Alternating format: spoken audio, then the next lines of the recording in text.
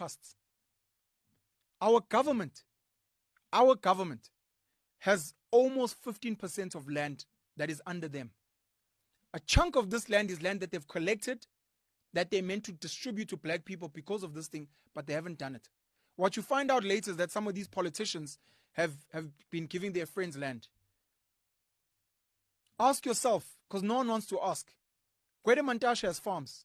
Where do those farms sit? Where did he get the money to buy those farms? Julius Malema has alluded to farms in Limpopo, I think. Is it tribal land? Is it farms that he got when he was still under the ANC? We can keep going. Sil Ramaphosa, game farms, cattle farms. There are many more. They're not the only ones. There's a long list of these guys with farms, and you have to ask, where did they get these farms? Ganjani.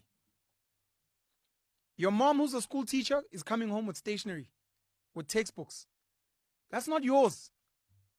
That's for the kids at that school where she's teaching. Your dad, who's a doctor, your mom, who's a nurse, is coming home with free medicine from the clinic and the hospital. That's not for you, bro. That's corruption. So the politicians do the same. They collect land. Some of it they buy at market value from these white people with this whole land redistribution, restitution. And instead of giving it to the people that deserve it, they take it for themselves. Almost 15%. This is now 30% of land. So this is the corner here at the traffic light I was telling you about.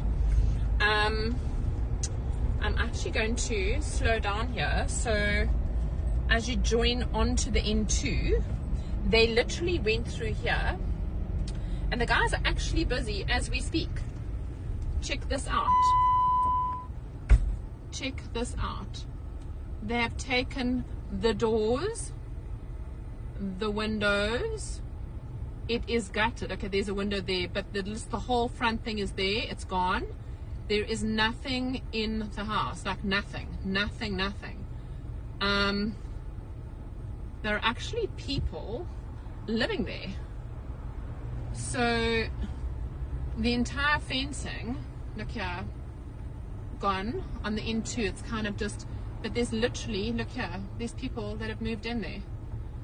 And they're busy carting stuff out, the last few things, but they seem to have done their washing there too. So that whole house, check. Have you ever? The whole house has been sitting there for 20 years. There's nothing left of it. And that's where I am on the N2.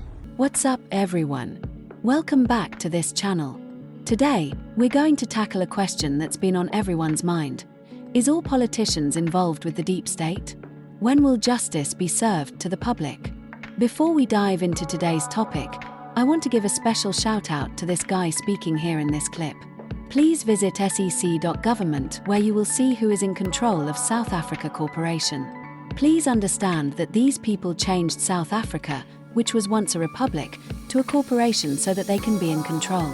And I ask, where do they get the money to buy the land? Guys, do your own research, it's important.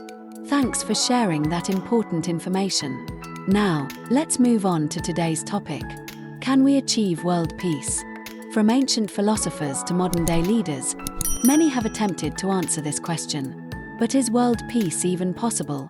We live in a world where conflict and violence seem to dominate the headlines. But despite the challenges, there are many reasons to be hopeful. From grassroots movements to international diplomacy, people around the world are working tirelessly to promote peace and understanding.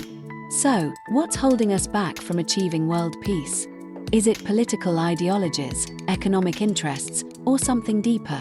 We spoke with experts' name to get their insights on the challenges to world peace. So, what can we do to move closer to world peace? Here are a few ideas. Support organizations working towards peace and conflict resolution, engage in respectful dialogue with people from different backgrounds and perspectives, advocate for policies that promote peace and understanding. We can all play a role in creating a more peaceful world. So, let's work together to make it happen. It's time for politicians to practice what they preach. Instead of seizing land from hard-working citizens, they should lead by example and surrender their own properties and assets. Many politicians, including President Ramaphosa, have amassed vast wealth and own multiple properties. It's hypocritical for them to advocate for land reform while holding on to their own lucrative assets. Thanks for watching, and don't forget to subscribe for more thought-provoking content.